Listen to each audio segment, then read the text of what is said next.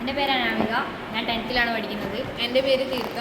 ഞാൻ 10th പഠിക്കുന്നത്. നമ്മൾ ഉണ്ടാക്കിയൊരു ഐഡിയ എന്ന് പറയുന്നത് സോളാർ ബേസ്ഡ് വീൽ ചെയറാണ്. ഇത് ഓൾറെഡി എക്സിസ്റ്റ് ചെയ്യുന്ന ഒരു പ്രൊഡക്റ്റാണ്. ബട്ട് അതിന് കുറേ ലിമിറ്റേഷൻസ് ഉണ്ട്. അതിനെ കൂടുതൽ അനാലിസ് ചെയ്തിട്ടാണ് ഈ പ്രൊഡക്റ്റ് ഉണ്ടാക്കുന്നത്. അപ്പോൾ ഇതിനകത്ത് ഞാൻ യൂസ് ചെയ്യുന്നതെന്ന് വെച്ചാൽ മെയിനായിട്ട് സോളാറാണ്. ഇപ്പം ഉള്ള നിലവിൽ മാർക്കറ്റിൽ അവൈലബിൾ ആയിട്ടുള്ള സോളാർ വീൽ ചെയർസിലെല്ലാം ബാറ്ററി ഒരു 1 to 1.5 hours മാത്രമേ നിലവിൽ വർക്ക് ചെയ്യാവുന്ന സാഹചര്യത്തിലുള്ളൂ. അതുപോലെ സോളാർ വീൽ ചെയർ വളരെ ചുരുക്കം മാത്രമേ ഉള്ളൂ. അതിൻ്റെ അകത്ത് ഇപ്പോൾ സോളാർ വീൽ ചെയർ തന്നെ പല ക്ലൈമറ്റ് വേരിയേഷൻസിലും യൂസ് ചെയ്യാൻ പറ്റുന്നത് വളരെ കുറവാണ്. അപ്പോൾ ഇതിനൊരു സൊല്യൂഷനായിട്ട് പല ക്ലൈമറ്റ് വേരിയേഷൻസിലും അത് AI ഡിറ്റക്റ്റ് ചെയ്ത് അതിന് അനുയോജ്യമായിട്ടുള്ള ക്ലൈമറ്റിലേക്ക് ആ സോളാറിൻ്റെ പവറിനെ സ്യൂട്ടബിളായിട്ട് ചേഞ്ച് ചെയ്തിട്ടാണ് ഇത് വർക്ക് ചെയ്യുന്നത്. അതുപോലെ ഇതിൽ നമുക്ക് ട്രാക്ക് ചെയ്യാൻ പറ്റും അവരുടെ ഫാമിലി മെമ്പേഴ്സും കാര്യങ്ങൾക്കൊക്കെ GPS നാവിഗേഷൻ യൂസ് ചെയ്തിട്ട് ഇവർക്ക് ഇൻഡിപെൻഡൻ്റ് ആയിട്ട് ട്രാവൽ ചെയ്യാനും പറ്റും. ഇവരെ ട്രാക്ക് ചെയ്തിട്ട് ഇവരെ ഫാമിലി മെമ്പേഴ്സിനും മറ്റ് കെയർ ഗീവേഴ്സിനും ഒക്കെ നോക്കാനും പറ്റും. ഇതിൽ ഇവർക്ക് ഒബ്സ്റ്റക്കിൾ ഡിറ്റക്ഷൻ യൂസ് ചെയ്യുന്നുണ്ട്. ഒബ്സ്റ്റക്കിൾ ഡിറ്റക്ഷനിൽ ഒരു സ്പെസിഫിക് ഏരിയയിൽ കുറേ സെൻസേഴ്സ് ഉണ്ടാവും.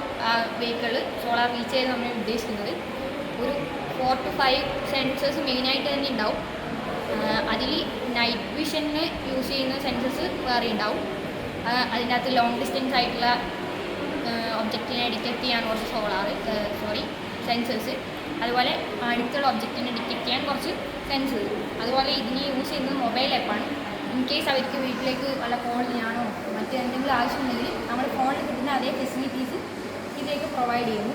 അതുപോലെ അവരെ ഹെൽത്ത് കാര്യങ്ങൾ ഡിറ്റക്റ്റ് ചെയ്യാൻ നമുക്കിപ്പോൾ സ്മാർട്ട് വാച്ചിൽ യൂസ് ചെയ്യുന്ന ഓരോ ടെക്നിക്സ് യൂസ് ചെയ്ത് സെയിം ഇതിനകത്ത് ബിൽഡ് ചെയ്യാൻ ഒരു പാച്ച് ടൈപ്പോ അല്ലെങ്കിൽ ആ ടാബിളിൽ തന്നെ ഒരു സിസ്റ്റം ഉണ്ടാക്കാനാണ് ശ്രമിക്കുന്നത്.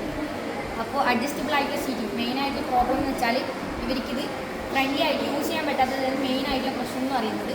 അപ്പോൾ നമുക്ക് ഇതിനകത്ത് അഡ്ജസ്റ്റബിൾ ആയിട്ട് സീറ്റിംഗ് അവർക്ക് അറേഞ്ച് ചെയ്യാം. ഹൈറ്റ്, അവരുടെ ബാക്ക് ബോൺ കാര്യങ്ങളൊക്കെ ബെൻഡ് ചെയ്യുന്ന രീതിയിൽ അവർക്ക് അവരുടെ സീറ്റിംഗ് അറേഞ്ച്മെൻറ്റ് സെറ്റ് ചെയ്യാൻ പറ്റും.